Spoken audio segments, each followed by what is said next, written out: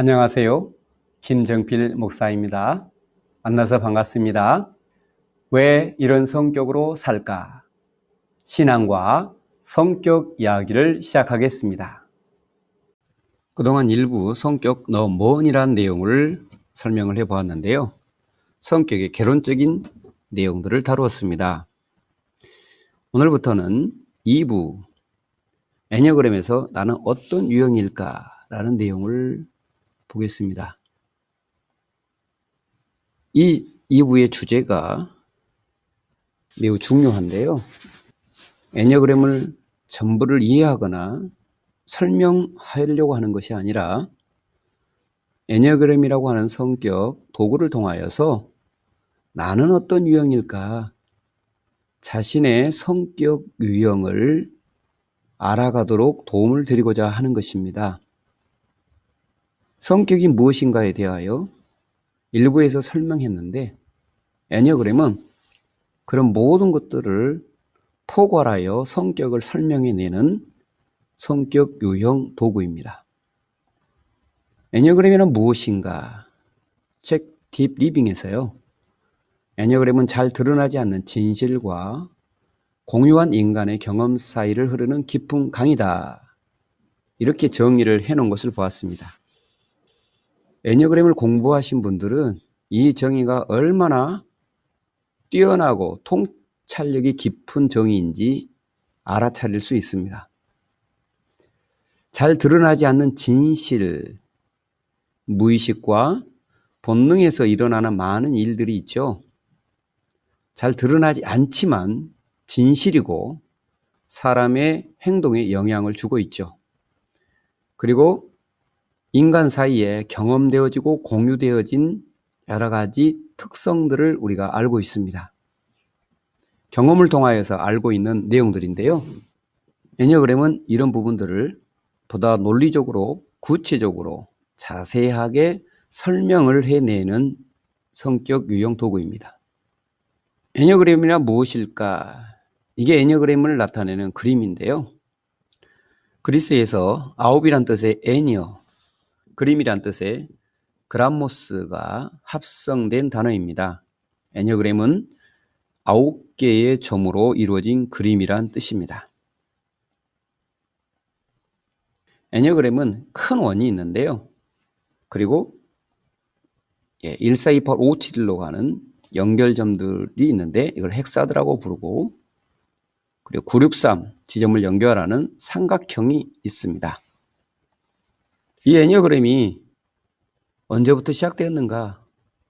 과연 애니어그램은 우리가 학문적으로 받아들이고 믿을 만한가? 이런 부분이 중요한데요.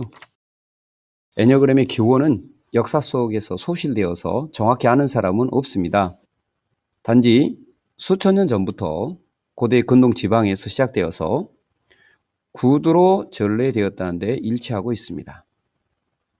오늘날의 애니어그램의 도형은 1920년대 구르지 F가 연구하고 그 기초 위에 1970년대 오스카 이카조와 클라우디아 나라노가 현대 심리학을 가미하여 현대의 이 애니어그램 그림을 완성했습니다. 1990년대 와서는 리차드 리소가 유형의 발달 수준을 밝혀내어 유형의 내용을 더 심화시켰고 헬렌 팔머는 애니어그램을 노사관계 그리고 인사관계에 접목시켜서 활용하고 있습니다. 그림을 보면 이렇게 나누어 볼 수가 있는데요.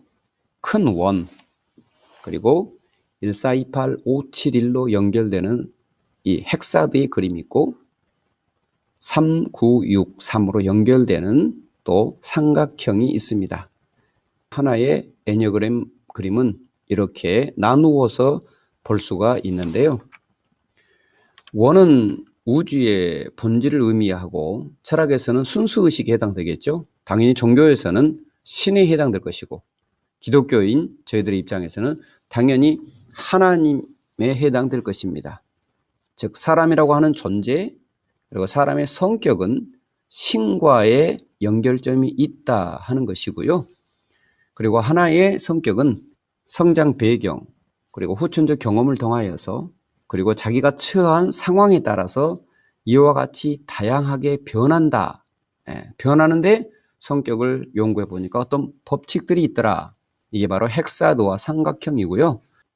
애니어그램에서는 번호의 좌우를 날개라고 말하는데요. 예를 들면 1번에서는 9번과 2번이 날개고 2번에서는 1번과 3번이 날개고 4번에서는 3번과 5번이 날개, 이렇게 좌우를 날개라고 그러는데, 애니어그램에서 연구된 바에 의하면 사람의 성격, 군원적인 기질이 어떤 가장 특징적인 유형이 있다 할지라도 성장 과정과 그리고 자기의 상황에 따라서 좌우 날개들이 빠르게 자기의 성격으로 자리를 잡더라 하는 것이죠. 여기에다가 무의식에 있는 상처, 쓴뿌리 이런 내용들도 우리가 생각해야 되고, 사람의 본능을 성격에 접목시켜 또 잘 연구되어 있습니다. 창세기 1장 27절에 하나님이 자기 형상 곧 하나님의 형상대로 사람을 창조하시되 남자와 여자를 창조하시고, 우리가 잘 아는 내용이죠. 하나님이 사람을 하나님의 형상대로 창조하셨지만 사람의 배반을 통하여서 하나님의 형상 많이 깨어지고 상실되고, 그리고 하나님 주신 재능도 많이 상실하게 되었습니다. 그럼에도 불구하고 하나님은 이 사람을 심판하여 끝내버리신 것이 아니라 여전히 사랑하시며 여전히 관심을 갖고 계시고 사람을 통하여서 일하고 계시는 하나님이신 것을 우리가 알고 있습니다. 그리고 애니어그램은 모든 학문들을 통합해 가고 있는데요. 유대교의 카발라를 비롯해서 고대 종교의 어떤 영적인 지혜들, 현대 종교들, 그리고 현대 심리학에서 연구된 마음 또는 성격, 이론, 철학, 뇌과학, 많은 것들을 다 통합하여 발전시켜 가고 있습니다. 그래서 애니어그램 자체는 진리는 아닌데 진리의 수준에 버금간다고 보죠. 왜냐하면 학문적으로는 1000년이 넘는 것은 진리에 준하는 것으로 받아들입니다. 그렇다 할지라도 우리 성도들은 성경을 진리로 믿지 애니어그램 내용을 진리로 믿지는 않습니다. 그럼에도 불구하고 학문적으로 연구된 것을 우리가 잘 활용하면 진리를 더 선명하게 이해할 수 있게 되죠. 학문은 신앙의 도구가 됩니다. 중세시대에 문해부흥을 통해서 학문과 활자, 인쇄술이 발달하였습니다. 이로 인하여서 전에는 무조건 받아들이고 무조건 믿어야 했던 상황 속에서 이제는 성경을 가지고 새로운 관점에서 연구하고 이해하고 분석해 가면서 성경의 내용을 더 새롭게 알게 되었습니다. 이 과정에서 진리가 다소 훼손된 부분도 있었지만 동시에 이전에 생각지 못했던 진리들을 밝혀내고 알게 되었습니다. 전에는 무조건 믿어야 하는 상황에서 이제는 믿어야 할 이유를 알게 되었고, 신앙의 체계가 학문을 통하여서 정리되고 설명이 될 수가 있었습니다. 오늘날 인쇄된 성경이 없거나 성경 연구가 없다고 가정해 본다면 얼마나 어둡고 암울할까요? 성경을 읽지 못한 사람들은 성경의 내용을 모르므로 하나님의 마음을 이해하는데도 어려움이 있습니다. 성경은 하나님의 뜻을 언약의 형태로 계시하셨기 때문에 사람의 마음과 심리체계, 성격, 그리고 욕구들이 체계적으로 설명되지는 않습니다. 그러나 성경에 등장한 사람들의 행동이나 모습에는 성격의 특성들이 곳곳에 나타납니다. 뿐만 아니라 하나님이 우리 가운데 일하시는데 이 옛사람, 죄와 사망 가운데 있는 이 사람이 어떻게 살고 있는지 이런 부분들이 성경에도 나타납니다. 그리고 구원받은 사람으로 새 사람으로서 새 백성으로서 어떻게 살아가야 될 것인가, 이런 부분들을 성경이 설명하죠. 또 매우 중요한 것은 하나님의 나라는 성령 안에서 우리의 마음에 임하였고 마음에서 영적 전쟁이 일어나는데요. 이 마음에 대한 연구가 성격 체계 안에서 특별히 애니어그램 안에서는 매우 잘 설명되어 있고 옛사람의 본능, 이 본능의 욕망들 이런 부분들이 매우 깊게 연구되어 있습니다. 성경은 이런 부분들이 곳곳에서 드러나고 그것이 어떻게 우리의 신앙을 방해하고 언약 백성으로 살지 못하게 하는지 부분적으로 언급되어 있지만 애니어그램에서는 본능의 특성들이 매우 뛰어나게 설명이 되고 이것이 성격과 어떻게 상호작용하고 있는지 이런 설명들이 잘 되어 있습니다. 애니어그램을 통하여서 가장 중요한 것은 자기를 이해하는 것입니다. 자기는 영어로 셀프, 자아 또는 한자로 지나, 참나 이렇게 설명하기도 하죠.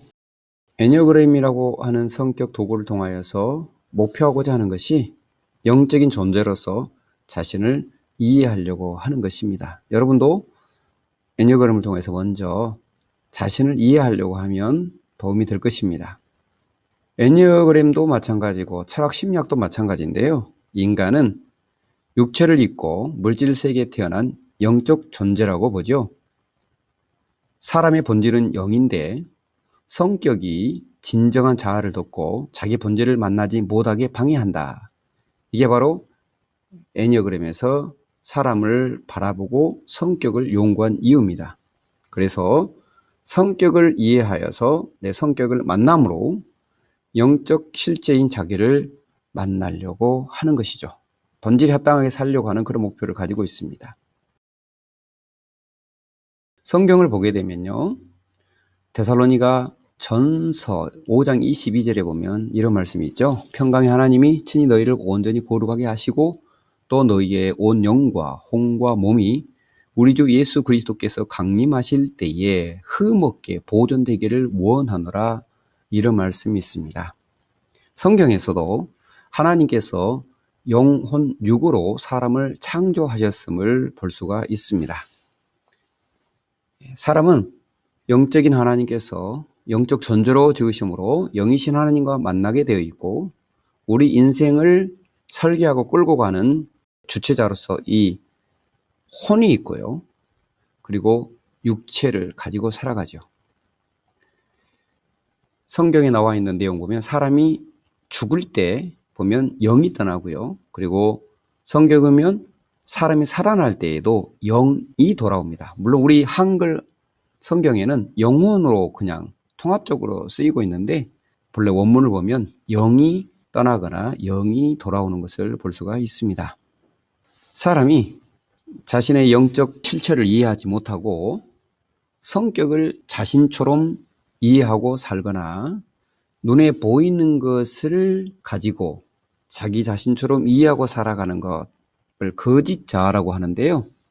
이런 거짓 자아로 살지 않고 진실된 자기의 본질로 살도록 애니어그램이 추구하는데 사실 하나님께서 우리 사람에게 요구하신 것이 그것이죠. 세상 풍조를 따라서 거짓 자아로 살지 말고 창조의 목적을 따라 살기를 바라시는 것을 우리가 알 수 있죠. 에베소서 2장 2절의 말씀 한번 보실까요? 그때 너희는 그 가운데서 행하여 이 세상 풍조를 따르고 공중의 권세 잡은 자를 따랐으니 곧 지금 불순종의 아들들 가운데서 역사하는 영이라. 하나님이 죄와 사망 가운데 살고 있는 사람들의 모습을 보니까 어떻게 살고 있어요?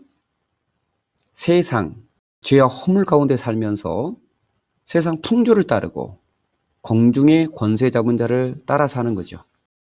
하나님이 나를 지으신 본질에 맞게 사는 것이 아니라 세상 눈치 보고 사람 눈치 보고 그리고 죽음의 종로를 타면서 두려움 때문에 공중의 권세 잡은 자, 어둠의 영을 따라 귀신을 따라 살아간다라고 하나님께서 이렇게 말씀하시는 것을 우리가 알고 있습니다.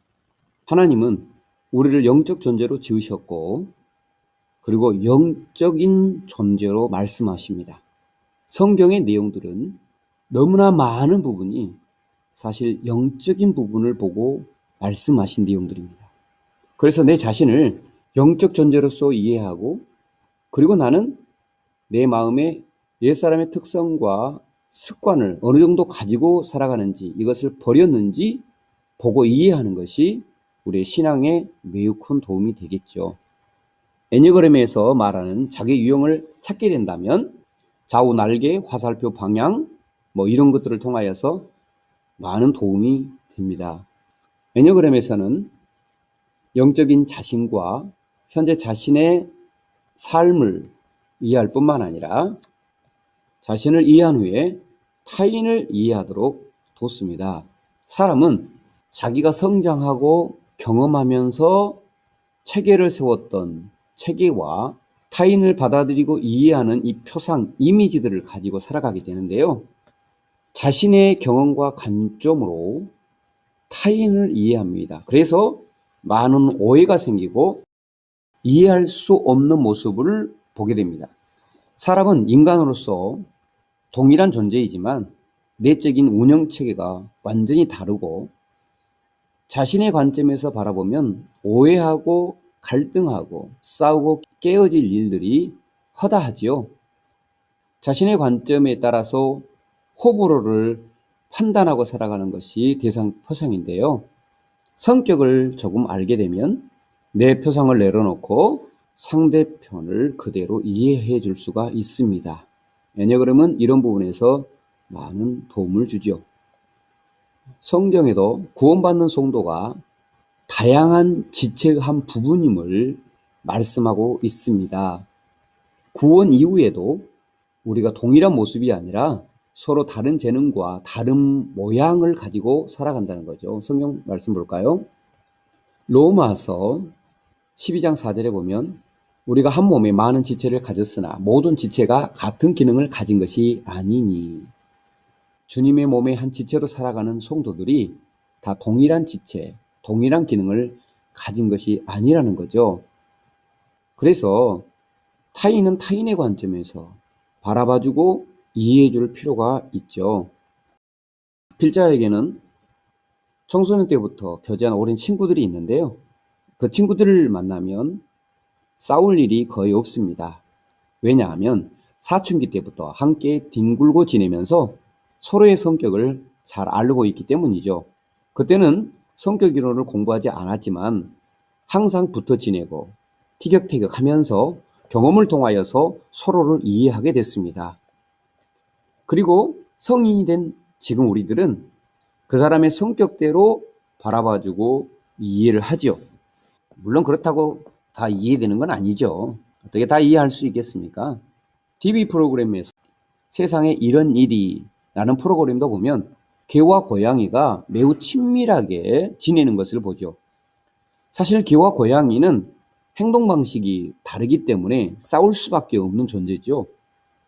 개는 반가우면 소리를 지르고 고개를 들고 앞발을 들고 꼬리를 올리고 흔듭니다. 그런데 고양이 눈에는 그것은 자기를 공격하려고 하는 자세로 보여요. 고양이는 공격할 때 그런 자세를 취하거든요. 그래서 싸움이 되는 거죠. 그런데 새끼 때부터 함께 지낸 개와 고양이는 서로의 성격을 이해함으로 오해하지 않고 함께 지내는 것을 보게 됩니다. 필자도 성격을 이해하지 못했을 때는 6번 유형인 아내의 두려운 마음과 행동을 이해할 수가 없었습니다. 왜 그렇게 불안하는지, 왜 그렇게 무서워하는지, 왜 그렇게 잔소리를 하는지, 왜 그렇게 시간만 되면 청소하고 있는지 도무지 이해되지 않았습니다. 아내와 함께 길을 가다가 아내가 갑자기 소리를 꽥 지르면 옆에 가는 제가 얼마나 놀랐는지 몰라요. 지 새끼가 지나간 소리를 듣고도 호랑이를 만난 것처럼 소리를 크게 질러대는 거죠. 나는 이해가 되지 않고 놀란 마음에 묻습니다. 무슨 일이야? 뭔 일인데? 라고 물어보면 저기 쥐가 지나갔다고 이렇게 말합니다. 저는 어이가 없고 또 제 마음을 놀래킨 그것에 의해서 화도 나기도 하고 이렇게 말을 했습니다. 그까지 쥐가 뭐가 그렇게 무섭냐? 내가 당신 소리에 더 놀랬잖아. 생각해봐. 쥐새끼가 당신을 잡아먹겠냐? 내 입에서 나온 소리가 사실이지만 아내의 마음과 성격을 모르는 처사였죠. 어느 날 아내는 나에게 이렇게 말했습니다. 그게 내 마음대로 안 된다고. 당신과 말하기 싫어. 얼마나 놀랬냐고 말해주면 안 돼?